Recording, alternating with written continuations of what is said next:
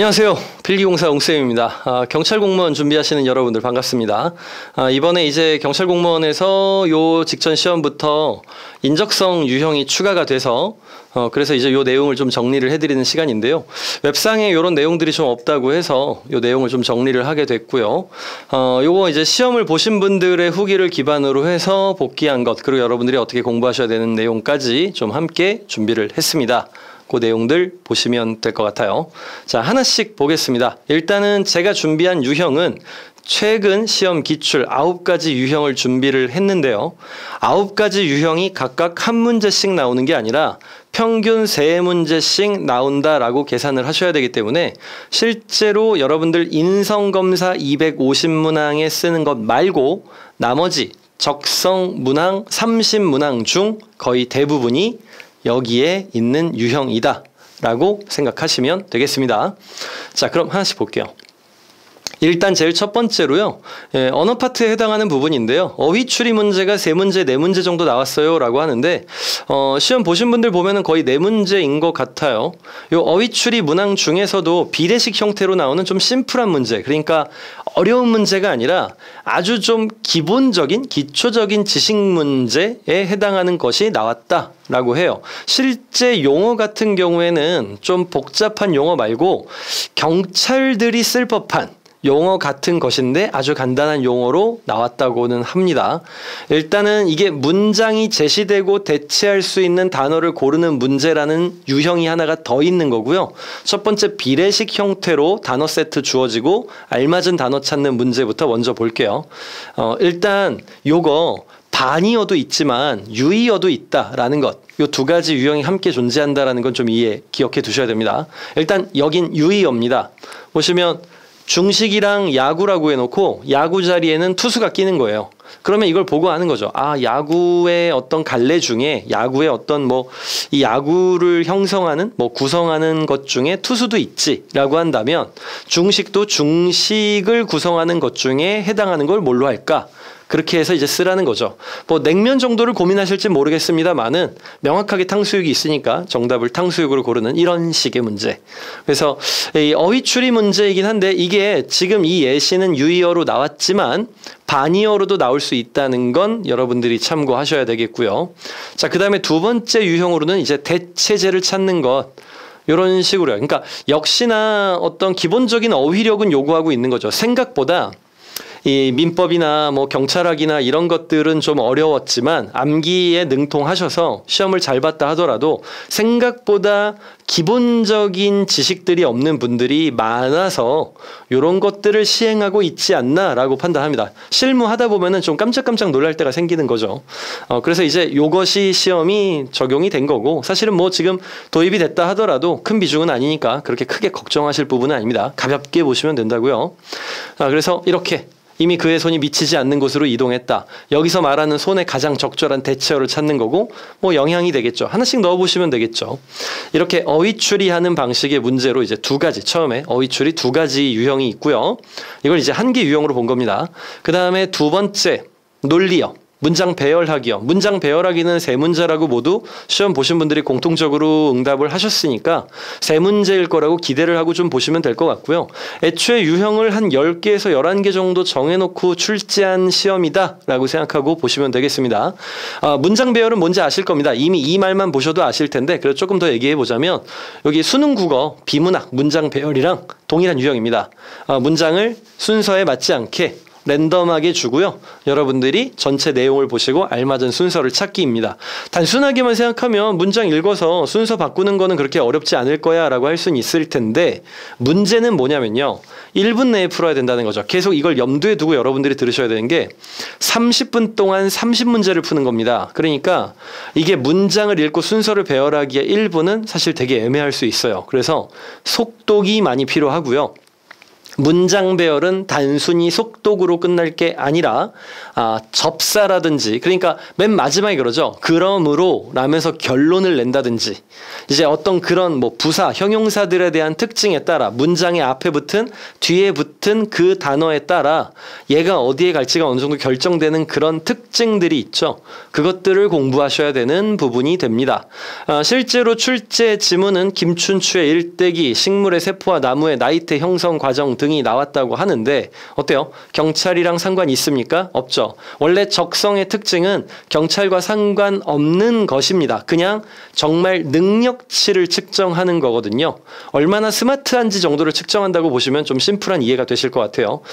그래서 꼭 전문 용어가 나오지는 않는다. 다만 다른 문항들에서는 그런 연관 있는 용어도 나왔다고 하니 여러분들이 가급적이면 이미 기존에 공부하셨던 것들 있죠.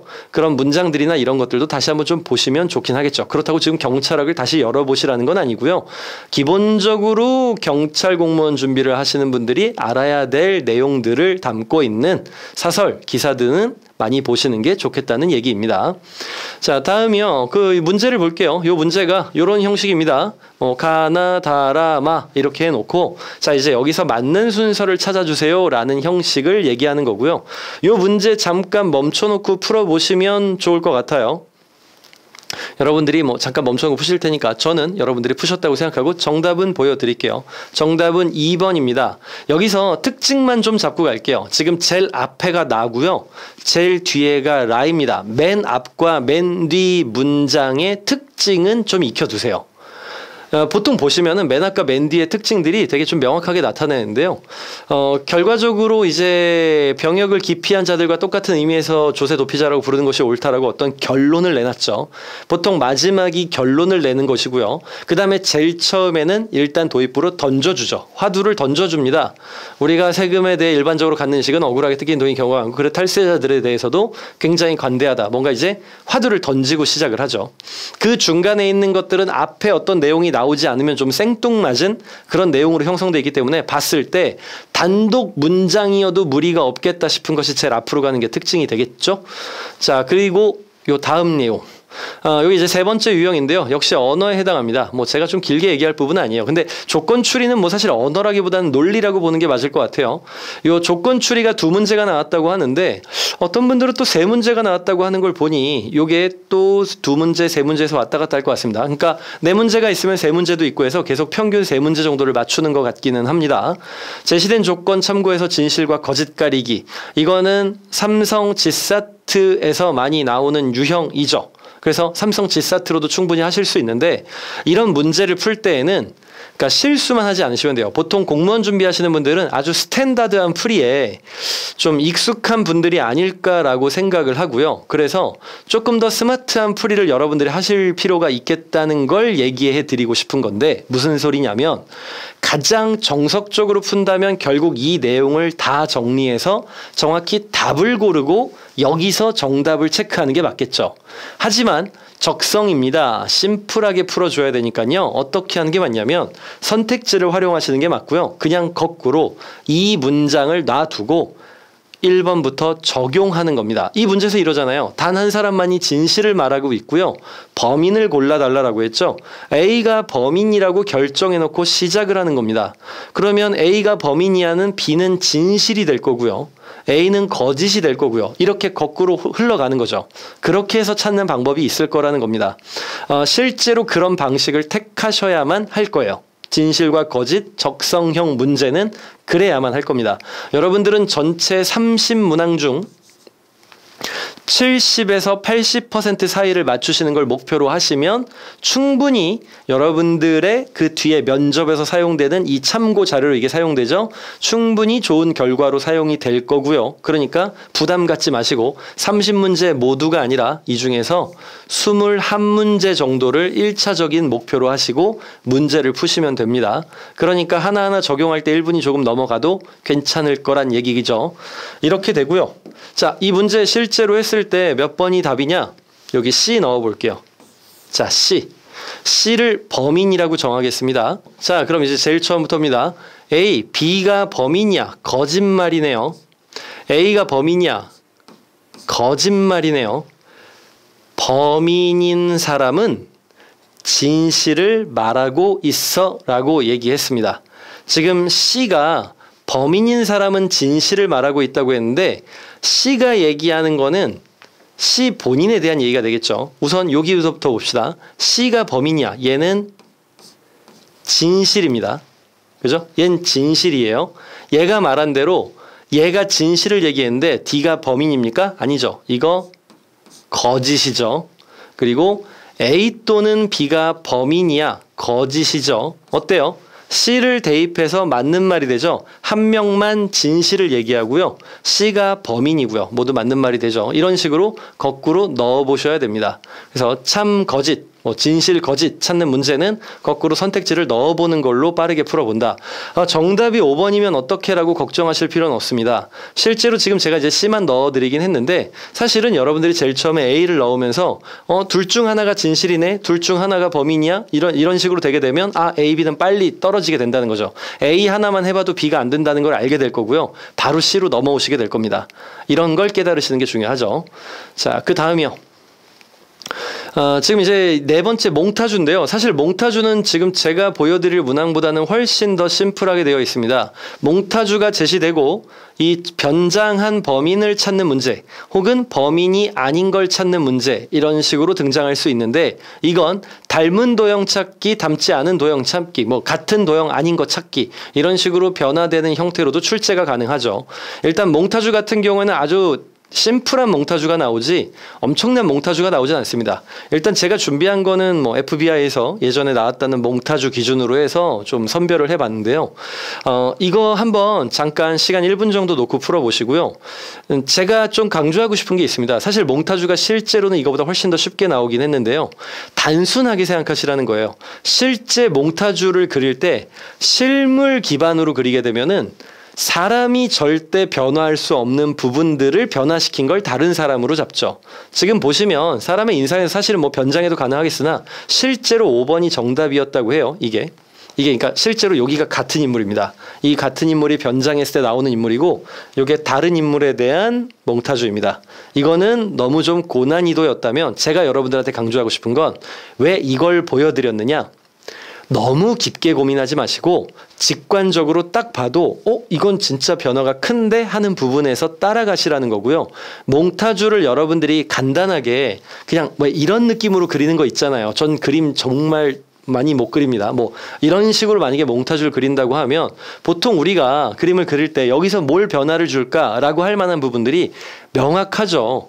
귀의 높이를 좀 약간 다르게 한다든지 아니면은 코에다가 구멍을 조금 더 크게 그린다든지 명확한 특징들이 있을 겁니다. 꼭 몽타주가 아니더라도 여러분들이 문제를 서로 주변 지인한테 혹은 스스로에게 문제를 한번 내보는 양식으로 해보시면 대충 어느 부분의 특징을 크게 잡겠다라는 게 좀 감이 오실 겁니다. 몽타주 문제가 이렇게 해서 출제가 됐었다는 거고요. 세 문제 출제됐다고 하니까 실제로 여기 그럼 몽타주의 비중도 전체 10%에 해당하는 게 되겠죠. 이런 내용이었습니다. 지금 이 문제는 정답은 5번이었고요. 너무 좀 퀄리티 차이가 나나요? 네, 제 능력치 바뀝니다. 자, 그 다음 할게요. 그림 조각입니다. 그림 조각 문제는 처음 해보실 때는 좀 떡하실 수 있는데 사실 명확한 특징들이 좀 정해져 있습니다. 일단 심플하게는요. 요번에 출제된 거는 정사각형의 모양 안에서 나오긴 했습니다만은 전체적인 유형은 특정 도형을 깨트렸다. 그러니까 성당 같은 데 가시면요.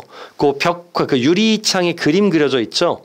그런 그림이거나 그런 그림에 돌멩이를 던져서 깨진 형태의 느낌 정도로 생각하시면 됩니다. 그 깨진 조각 안에 존재하는 것, 존재하지 않는 걸 찾는 것의 문제가 돼요. 지금 이제 이런 식으로 문제가 출제가 된다는 건데요.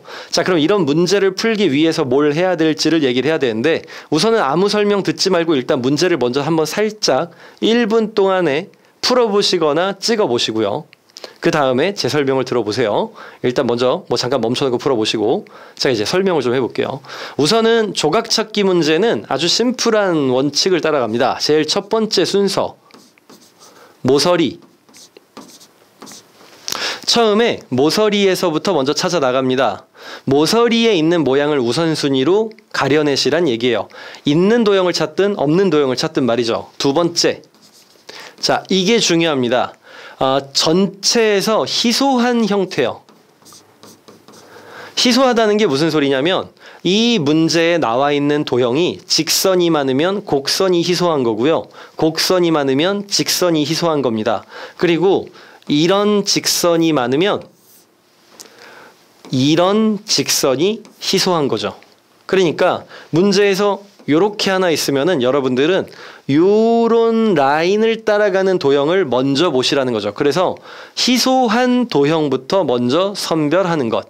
그리고 나중에 이로도 구분이 되지 않는 것. 보통 여기서 이미 끝나긴 합니다만은 이렇게 해도 끝나지 않는 것은 큰 순서에서 큰 것부터 해결해서 작은 것 순으로 하나씩 매칭시키는 겁니다.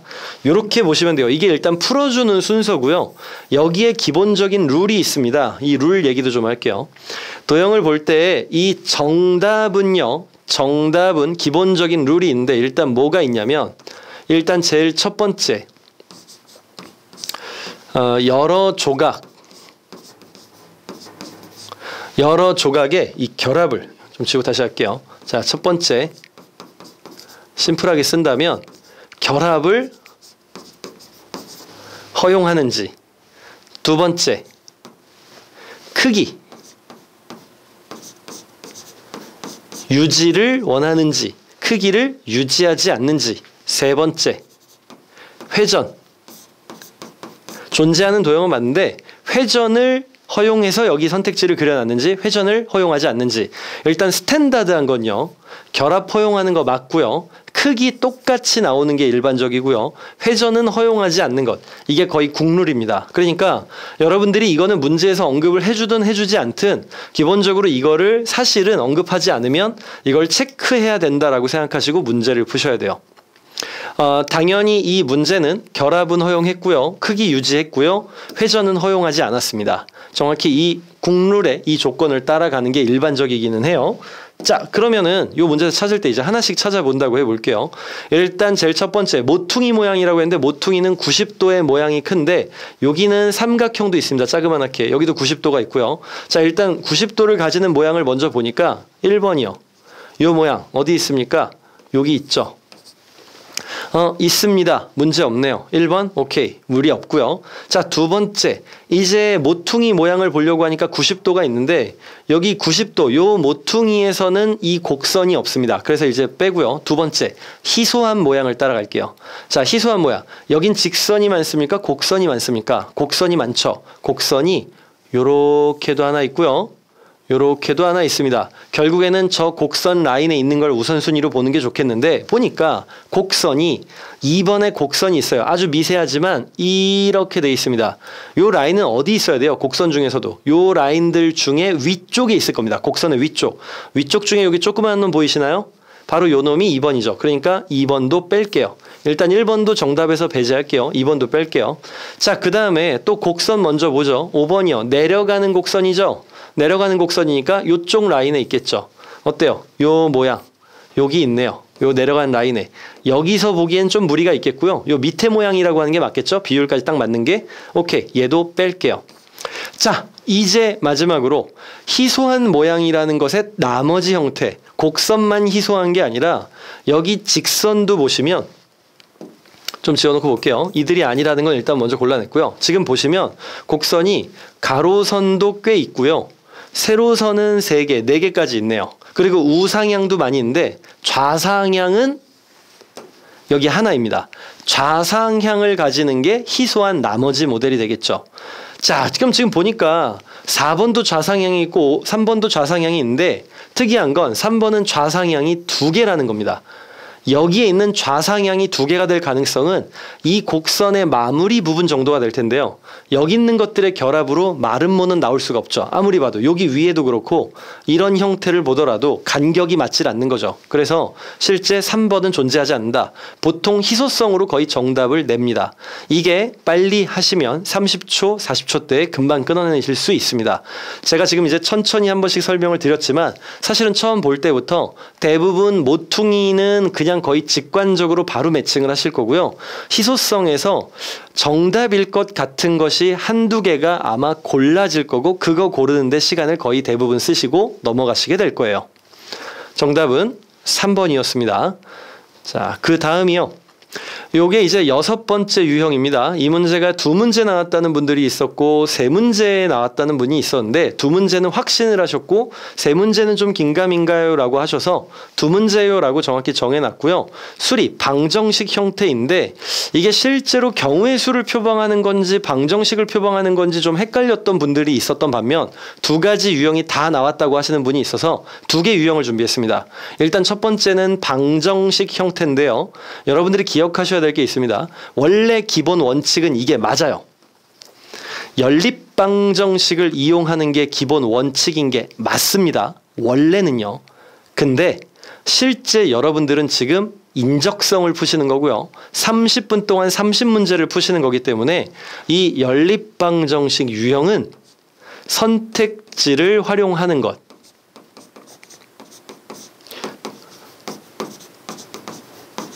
그래서 선택지를 활용한다는 건 결국 좀 쉽게 얘기하면 대부분 역산이죠.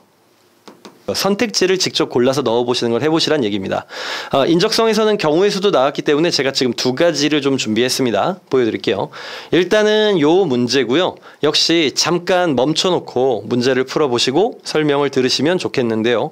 나는 좀 더 쉽게 풀고 싶어 라고 하시는 분들은 이 조건을 처음부터 읽을 게 아니라 이 조건보다는 선택지를 거꾸로 넣어보면서 첫 번째 넣어보는 행위에서 정답이 나와도 괜찮지만 첫 번째 넣으면서 이거 되게 까다로운 성질이다.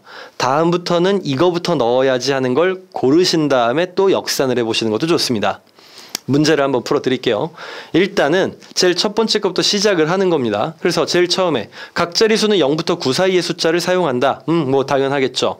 같은 숫자를 2번 이상 사용하지 않는다. 같은 숫자를 2번 이상 사용하는 걸 빼야겠는데 그럼 4번이 빠지겠네요. 자, 세 번째. 천의 자리의 수는 짝수이다. 맨 앞자리수가 짝수래요. 2, 2, 4, 6, 8. 문제 없네요. 1의 자리의 숫자는 10의 자리 숫자의 3배이다.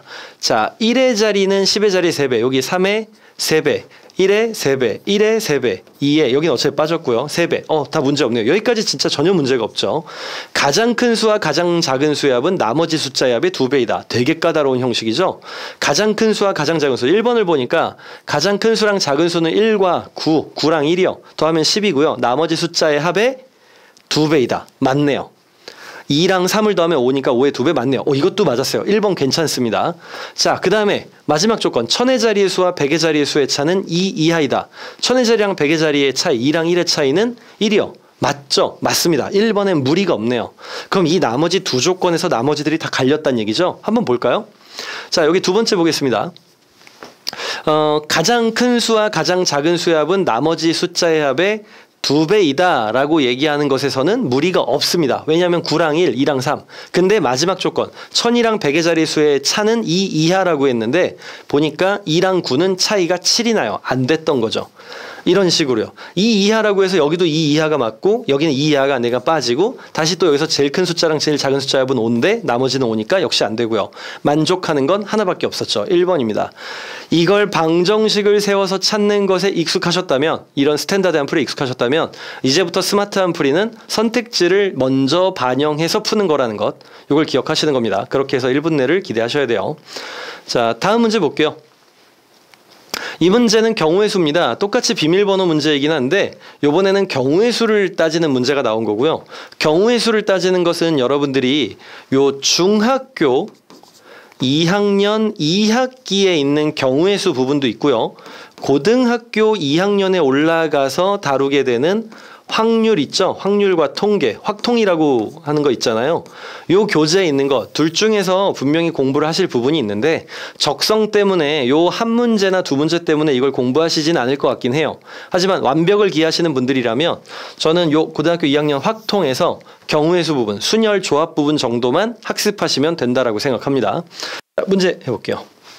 요 문제 일단 뭐 역시 잠깐 풀어보시고요. 설명 들으시면 좋겠는데 방법은 경우의 수는 선택지를 먼저 적용하는 게 아니라 진짜로 각각의 케이스를 구하고 더해주는 방식, 정말로 나열하는 방식을 택해야 됩니다.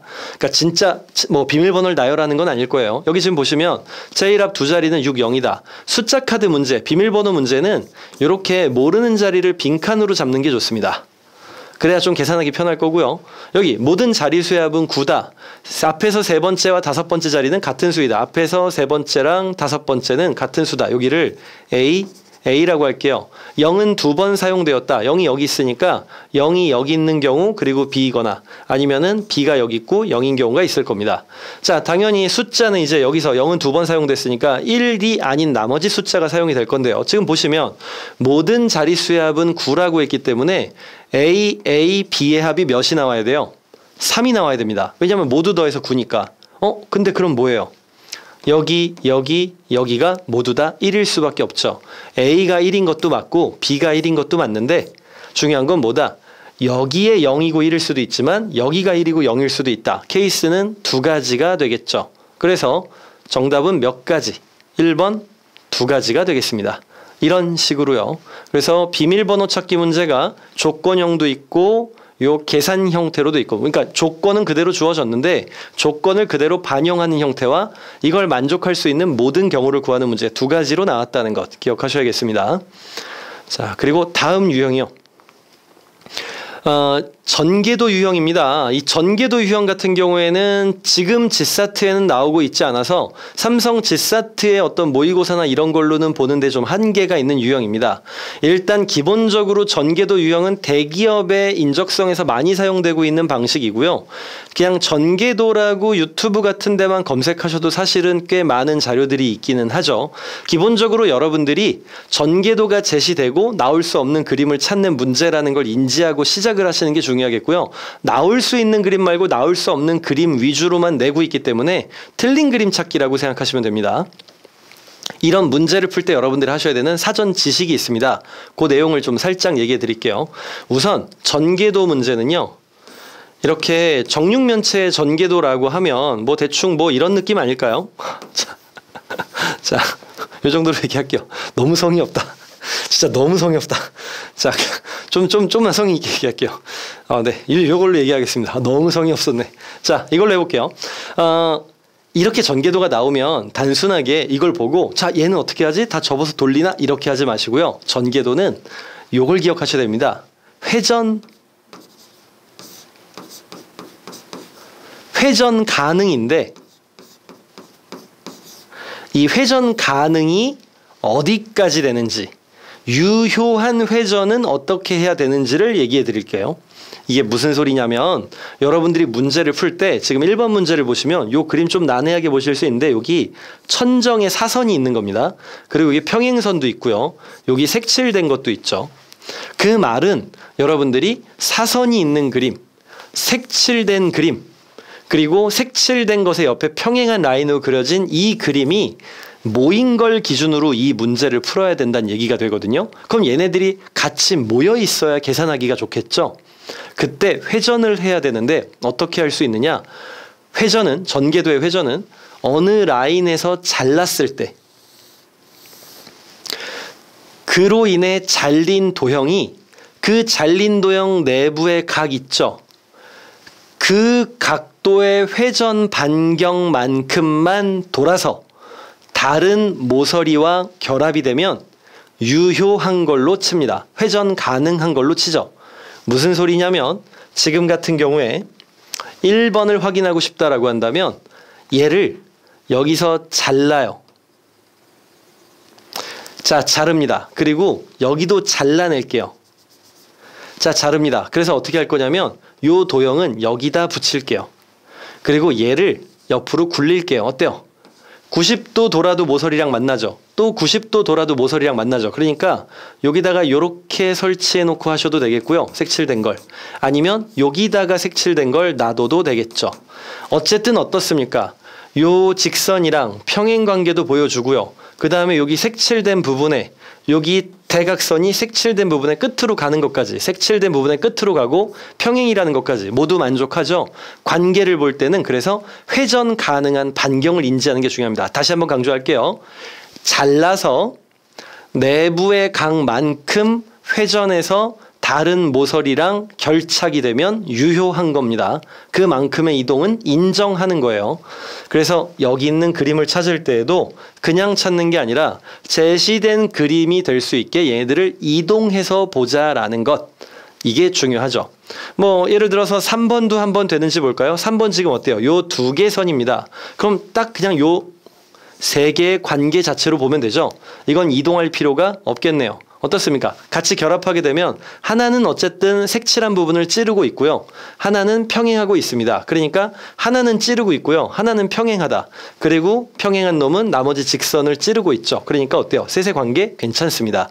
이런 식으로. 그래서 전궤도로 다른 도형 찾기는 맞는 도형 찾는 게 핵심인데, 그러면 지금 이렇게 듣고 보면 이걸 1분 내에 풀라고 하는데 일일이 하나하나 다 맞는 걸 하면 언제 하지? 라고 생각하실 겁니다. 근데 실제로요.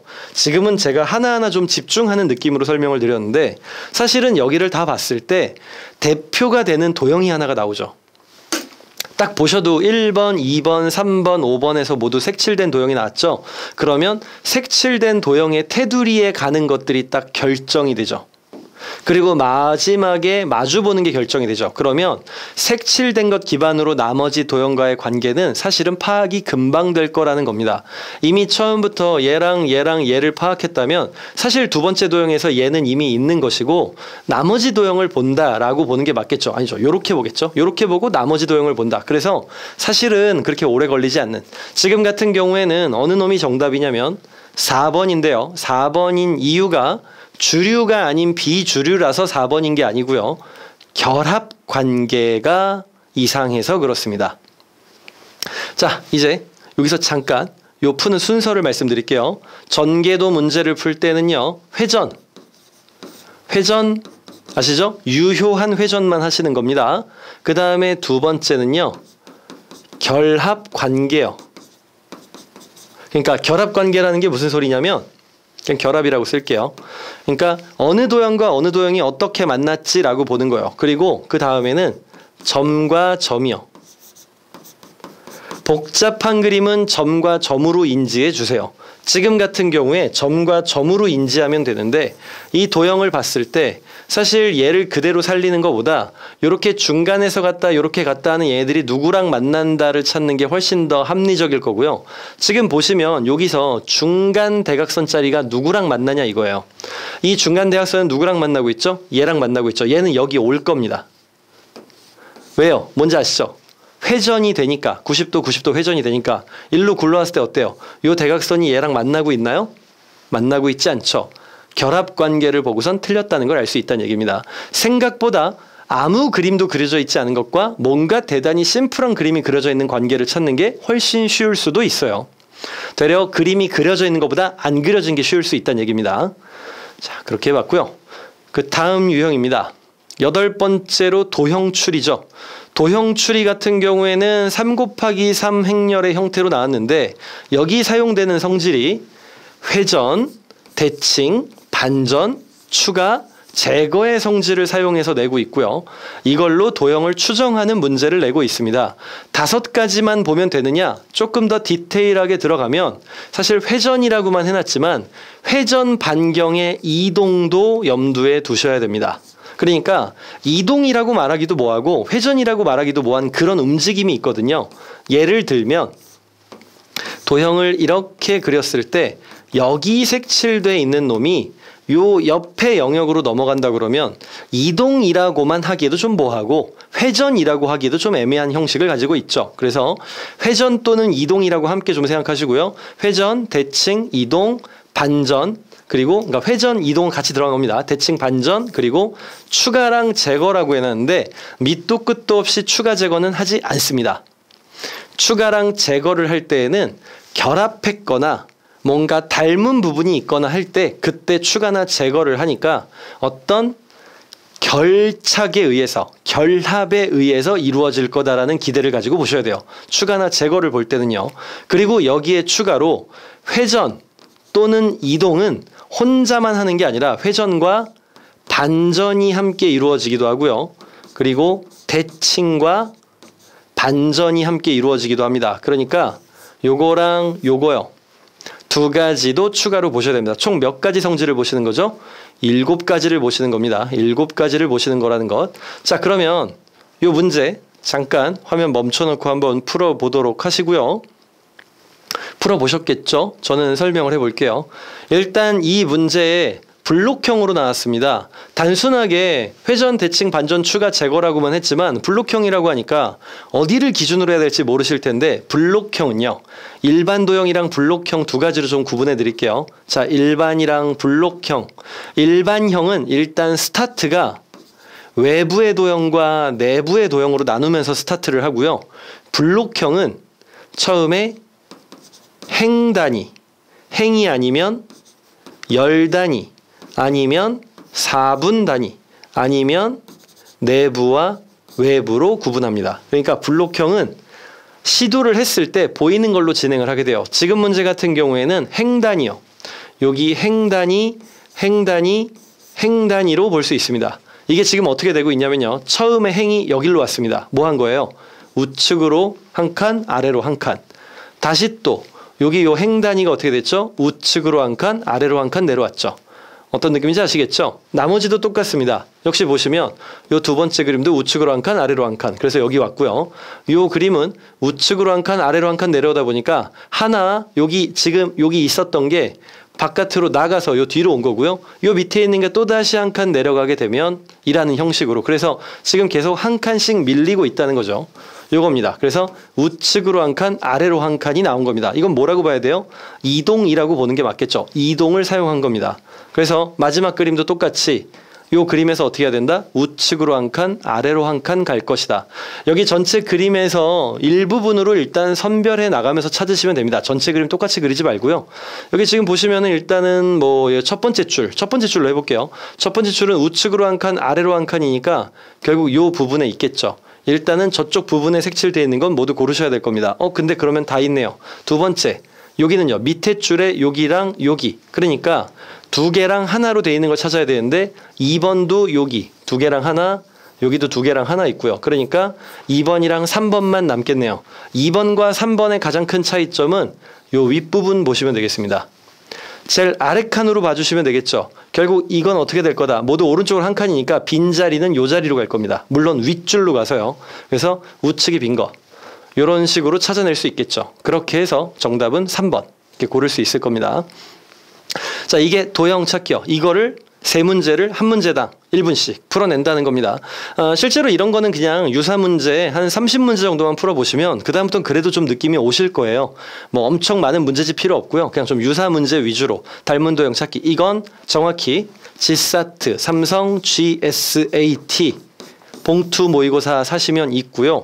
지금 당장은 준비하실 때 참고하실 자료 교재가 아직 안 나온 상태니까 삼성 G사트 모의고사 같은 걸 사서 풀어보시는 걸 추천해 드리고요. 해커스나 에듀윌이나 이런 출판사에서 나오는 것들 사서 풀어보시면 될 것 같습니다. 자, 다음 유형도 좀 보여드릴게요. 요겁니다.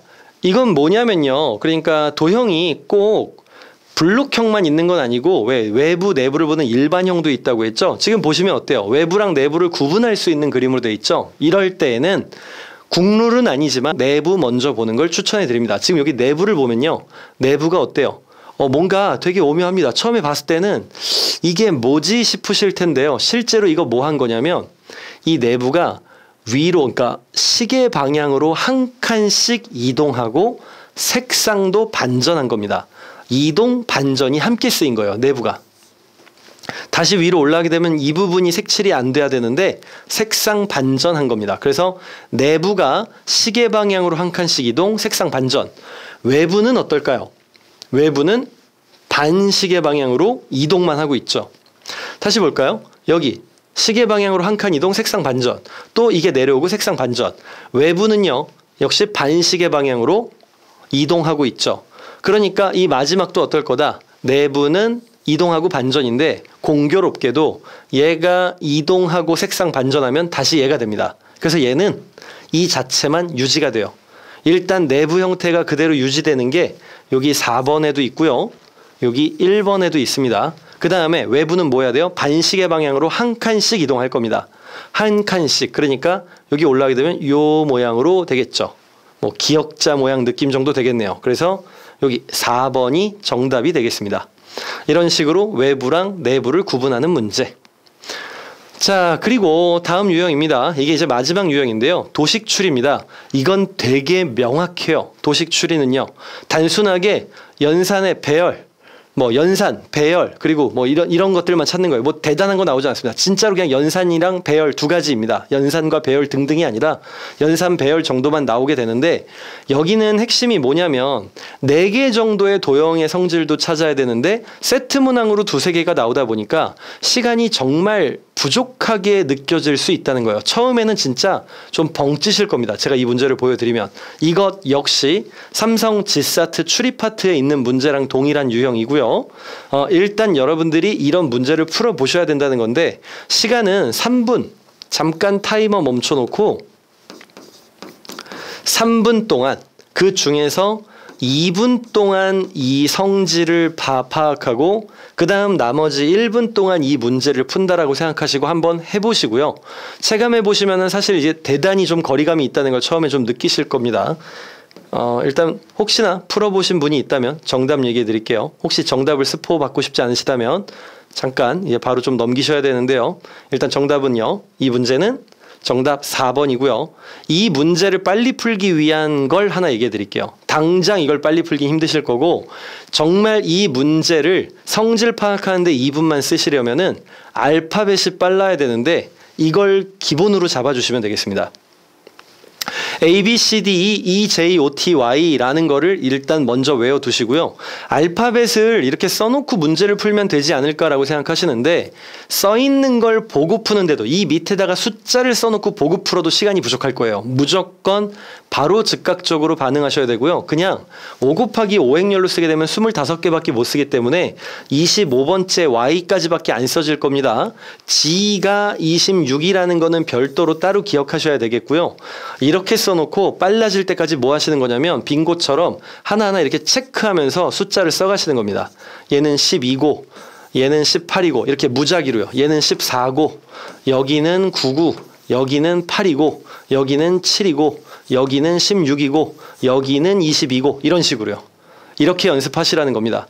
이건 무조건 빨라야 돼요. 그래서 그냥 여러분들한테 아무 알파벳이나 던졌을 때, 자, S가 몇이에요? 라고 했을 때 여러분들이 바로 19예요 라고 말씀하실 수 있는 그 속도가 나왔을 때 이 문제를 푸는 게 의미가 있습니다. 그래서 그냥 하다 보면 늘겠지라고 하시면 안 되고요. 알파벳을 아무거나 던져서 바로 얘기할 수 있는 거. 제가 뭐 랜덤하게 아무거나 던져 볼게요. 자, 폴리스. 자, 폴리스를 던졌습니다. 폴리스 이건가요? 자, 폴리스, 그럼 이거 알파벳 밑에다가 순서를 쓰시는 거예요. 얘는 16, 얘는 15, 얘는 아니죠. L이니까 12죠. I는 9고요. C는 3이고요. E는 5입니다. 16, 15, 12, 9, 3, 5 바로 얘기하실 수 있는 게 중요하다고요. 이 정도 속도가 나와야 되겠고요. 그래서 문제를 사실은 딱 봤을 때 여기 지금 K, 4, J, 7 이렇게 나오게 되면은 K는 11이고 J는 10이야. 그러니까 11, 4, 10, 7 이렇게 얘기하실 수 있어야 된다는 거죠. 그래서 실제로 문제를 풀 때요. 알파벳이 다 외워지고 나면 이제 어떻게 가주냐는 건데, 그 얘기를 해보면 여기에 도형에 찾는 순서를 설정하셔야 됩니다. 제일 처음에 원을 먼저 찾는다. 그러니까 이 순서는 거의 즉각적으로 판단이 될 거예요. 그래서 원 찾고 삼각형 찾고 그 다음에 스페이드 찾고 그 다음에 사각형 찾고 이런 거는 일단 즉각적으로 이루어지게 될 거고요. 그러고 나면은 이제 하나씩 하는 건데 좀 보여드릴게요. 자, K4, J7, 7, K4, J인데 숫자로 변환하기 전에 먼저 뭐부터 보셔야 되냐면 혹시 있는 요소는 그대로 있나를 먼저 확인합니다. 만약에 요소가 그대로 있다면 사실은 처음부터 11이랑 10으로 바꿀 필요가 없어요. 그냥 뭐만 하면 되냐면 이거 순서 바꾼 거네 라고 해서 순서를 어느 순서로 바꿨는지, 처음을 A, B, C, D라고 기준으로 잡았을 때 어느 순서로 바뀌었는지를 쓰는 방식, 이게 이제 배열 순서 바꾸는 방식이죠. 이렇게 판단을 하고요. 또 두 번째로 할 때, 이제 두 번째를 하고 나면 그 다음은 똑같습니다. 지금 보시면 어때요? 여기랑 여긴 요소가 바뀌었죠? 분명히 중간에 연산이 하나 들어갔다는 얘기입니다. 지금 같은 경우에는 D, A, B, C로 순서를 바꾸기로 했으니까 6이 앞에 가고 6, J, J, E가 될 거고요. 여기까지가. 근데 6, J, J, E가 아니라 여러분들이 숫자화 시키셨다면 6, 10, 12로 쓰실 수 있겠죠. 이렇게 쓰고 나서 보시면 이걸 아시겠죠. 어때요? 하나 빠졌고 하나 빠졌고 하나 더해졌고 하나 더해졌죠. 그래서 얘는 뭐다? 얘는 1 빼고 1 빼고 1 더하고 1 더했다 라고 연산을 찾는다는 겁니다. 이거 지금 보시면 연산 찾는 거 시간 오래 걸리겠습니까? 아니죠. 뭐가 오래 걸려요? 얘를 숫자화 시키는 게 오래 걸리죠. 이것만 연습하시면 이건 사실상 게임 끝인 겁니다. 이걸 빨리 학습하시는 거에 포인트를 두셔야 돼요. 이렇게 했을 때 실제로 지금 이제 이 문제를 풀어보면 여기 요 스페이드 모양 같은 경우에는 여기 앞에 1 빼고 뒤에 1 더하고 가운데는 그대로 있는 형태로 나오고요. 그 다음에 요 맨 마지막에 있는 거 사각형까지 좀 풀어보면 사각형은 BCAD로 순서 바꾸는 걸로 나오게 됩니다. 이걸 토대로 이 문제를 풀게 되는데요. 실제로 문제를 풀 때는 그러면은 또 저 4개를 다 하느냐? 아닙니다. 선택지를 보시고요. 결정하셔도 되는데 저는 여러분들이 선택지를 보고 결정한다기보다 그냥 무지성으로 정작 문제를 풀 때는 2개 정도만 랜덤하게 찝어서 하셔라. 무슨 소리냐면 뭐 숫자 하나 문자 하나도 되고요. 첫 번째 세 번째도 좋고요. 여러분들의 루틴을 따라가세요. 저는 보통 첫 번째 세 번째를 많이 쓰는 편입니다. 2랑 8을 따라간다는 얘기죠. 2랑 H를요. 그래서 제일 처음에 원형은 여기 요렇게 오게 하겠다. A랑 C자리가. 그러니까 어떻게 되는 겁니까? 두 번째랑 네 번째로 2랑 8이 가게 되겠죠. 그 다음엔요. B, C, A, D입니다. 요번에는 B자리랑 그리고 여기 D자리가 이렇게 맨 앞과 맨 뒤로. 그래서 맨 앞에 맨 뒤에 2랑 8로 가고 가운데 모를 거란 얘기고요. 그 다음에는 1 빼고 1 더하니까 1 빼면 1이 되고 1 더하면 9가 되니까 1 땡땡 9의 포지션이 정답일 거다 이겁니다.